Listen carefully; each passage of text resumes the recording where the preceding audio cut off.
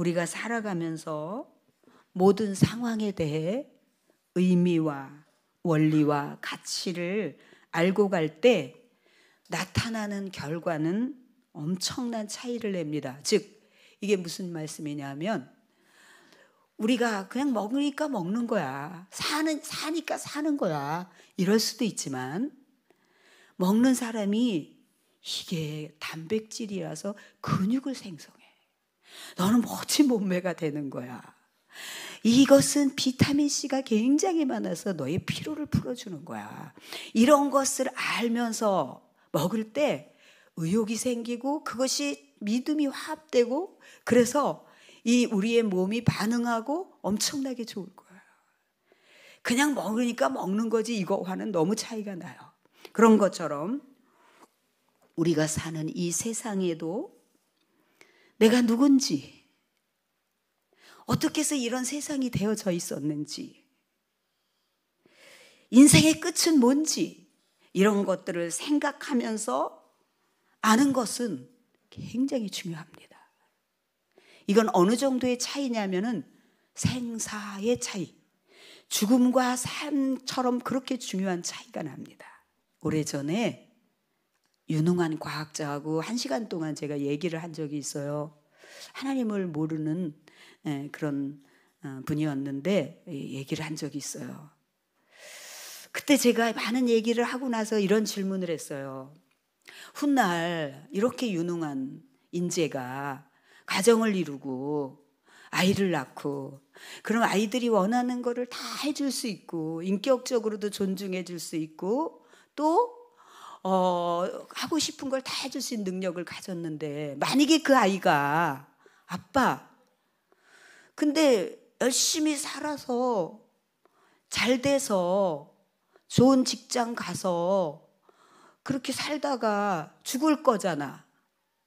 죽으면 끝인데 라고 죽음에 대해서 질문을 할 때 아빠가 아이 그냥 사는 게 사는 거야. 다 그래. 이렇게 말한다면 아빠가 너무 무능해 보이지 않을까요?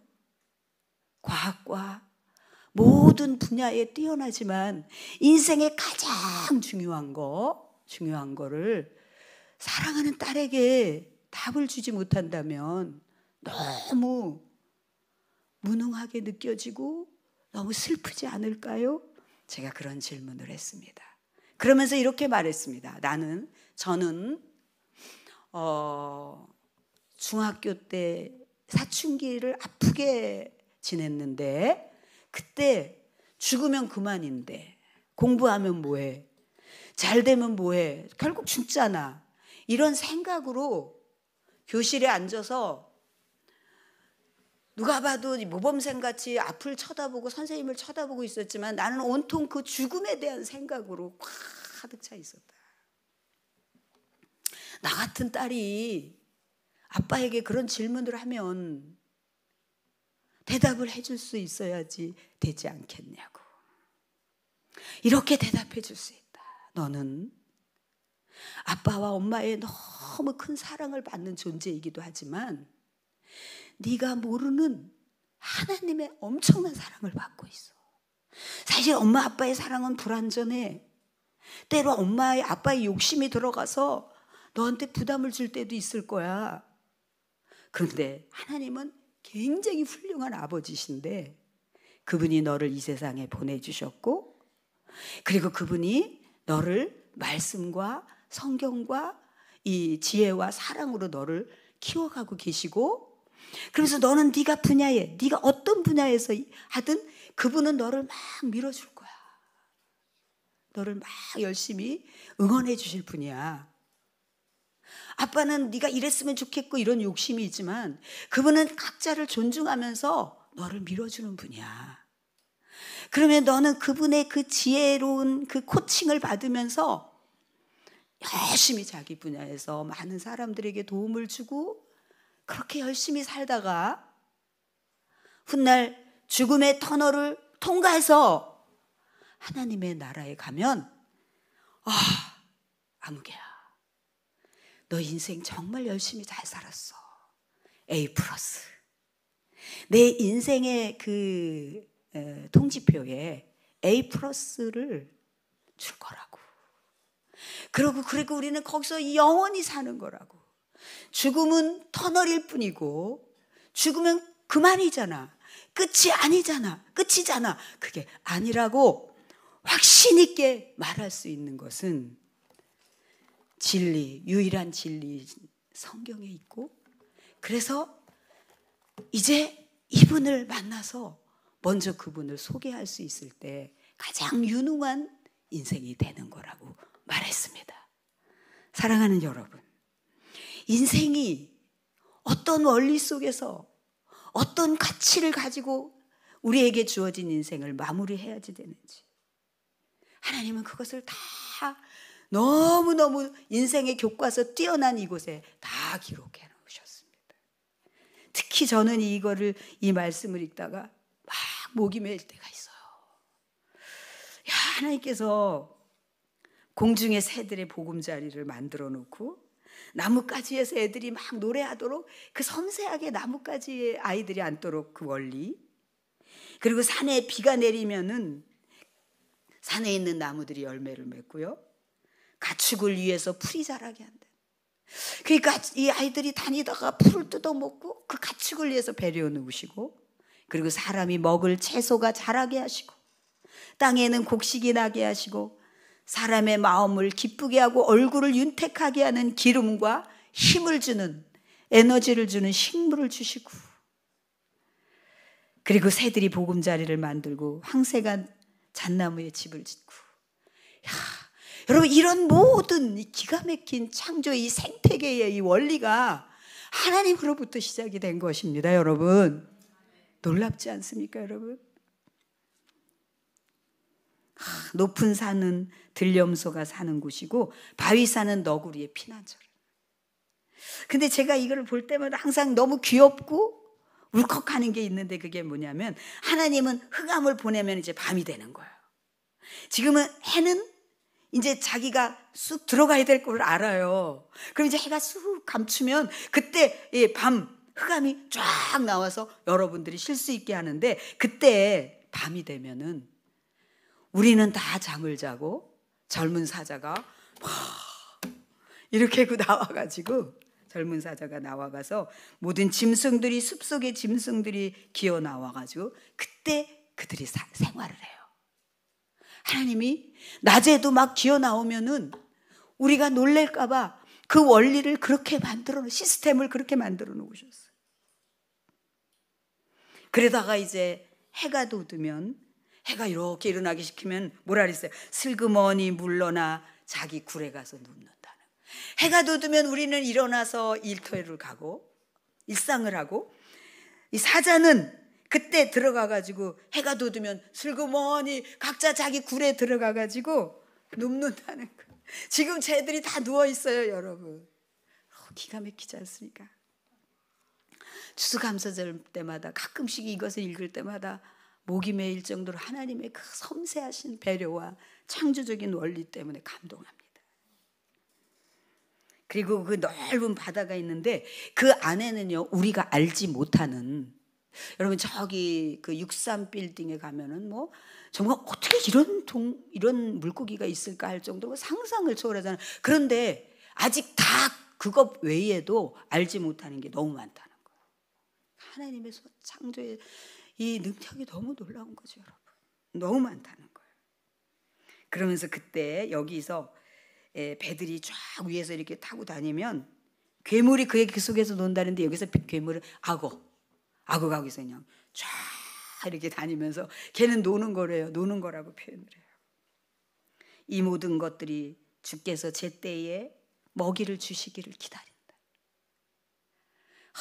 여러분, 저는 정말 하나님 그 아버지를 생각하면은, 아버지 하나님과 가까이 지냈기 때문에 그분을 조금 아는데, 아주 조금이죠.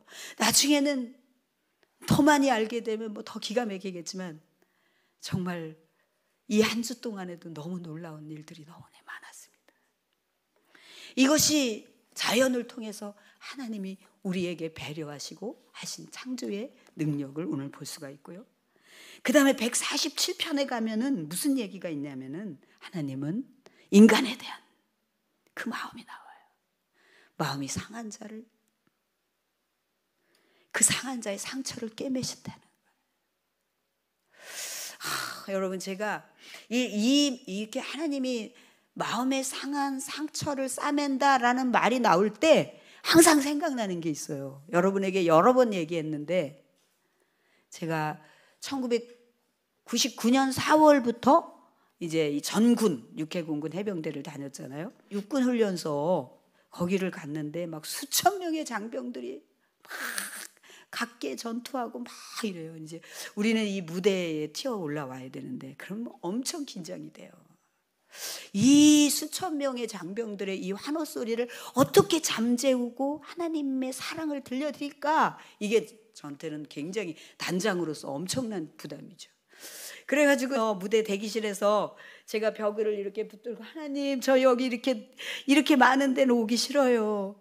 저기 작은 사이즈, 저 전방에 이런 데 가고 싶어요, 하나님. 제가 막 너무 긴장이 돼서. 그러는데 그때 하나님의 음성이 제게 들렸어요. 여기에 내 아들이 왔다. 그가 고등학교 다닐 때 가정의 아픔을 가지고 집을 나와서 돌아가기 싫어서 해가 뉘엿거릴 때, 그 방황하고 헤매고 있을 때 내가 그 아들을 따라다녔다. 그 아들이 여기에 왔다 이러시는. 그게 너무 선명하셨기 때문에 제가 우리 단원들하고 튀어 들어가가지고 나와서, 우리 사랑하는 우리 아들들, 제가 군인들한테는 다 아들이라 그리고 저는 엄마라고 늘 말했어요. 저는 지금도 이 땅의 모든 영혼의 어머니라고 불려지는 게 저희 최고의 기쁨이고 명예입니다. 저는 어머니의 사랑으로 여러분을 바라봅니다. 여기 중에서 하나님이 여러분들이 너무 마음의 상처를 입고 집에 들어갈 시간이 됐는데 들어가지 않고 골목길을 헤맬 때, 스산한 날씨에 헤맬 때 하나님이 여러분을 뒤따라 다녔다고 그러십니다. 저는 그 중에 수천 명의 누군지는 나는 모르지만 그렇게 확고하게 말했습니다. 사랑하는 여러분, 하나님은, 사람은 그렇게 다 상처를 온전하게 싸맬 수가 없어요. 근데 하나님은 싸매주세요. 하나님은 여러분들의 모든 것들을 존중해 주세요. 여러분 보세요. 여러분들이 무엇을 하든지 하나님 그걸 다 쓰신다는 거, 가끔씩 이런 생각을 해요. 저도 제가 이게 전혀 무슨 방송이 뭐 이런 거를 모를 때 우리 CTS에서 저의 모든 사역의 영상을 생생하게 담아 놓으셨기 때문에 해외 가서도 그걸 쓰는데, 여러분들이 앞으로 무엇을 하든지 하나님은 그걸 존중하면서 더 잘할 수 있도록 도와주실 수 있는 아버지이신 걸 믿으시기를 바랍니다. 그 다음에 별의 수를 정하고 이름을 세신다는 거예요. 이게 너무 기가 막히지 않습니까, 여러분? 하나님이 별의 저 밤에 여러분 아프리카 사막에 가면은 유난히 별이 막 쏟아지듯 해요. 이 밖에서 이렇게 누워 있으면 막 별들이 막 금방이라도 덮칠 것 같아요. 그 많은 별들의 이름을 하나님은 다 세시기도 하고 이름을 붙여주신대요. 그런가 하면 여러분들의 이름을 다 불러주신다는 거예요. 나는 아닐 거야. 나는 하나님을 안 믿으니까, 하나님 모르니까. 아닙니다, 여러분. 어린아이가 엄마를 못 알아봐도 엄마는 더 절절한 사랑으로 그 아이를 바라보는 사실인 것처럼, 우리가 하나님을 몰라도 하나님은 우리를 사랑하는 게 사실인 것입니다. 아멘. 오늘 하나님께서 여러분의 이름을 부른다고 생각해요.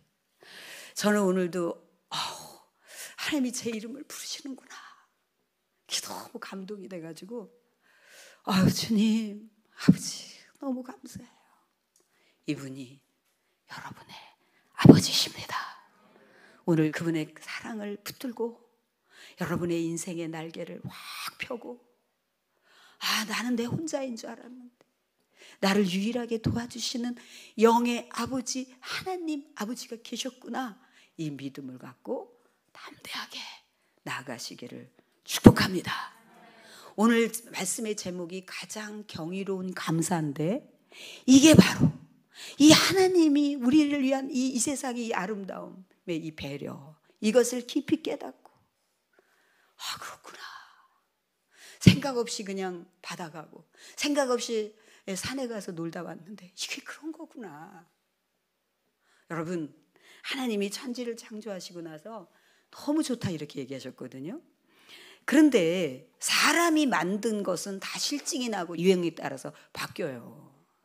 근데 여러분 보세요. 수천 년이 지나가도 아, 좋다, 바다 보니까 좋다, 산에 오니까 좋다, 야호 막 이러잖아요. 이게 바로 하나님이 만들어 놓으시고 너무 좋다고 그러셨는데, 이건 영원히 아마 이 땅의 모든 종말이 끝날 때까지 영원히 너무 좋다, 모든 인생이 그럴 거예요.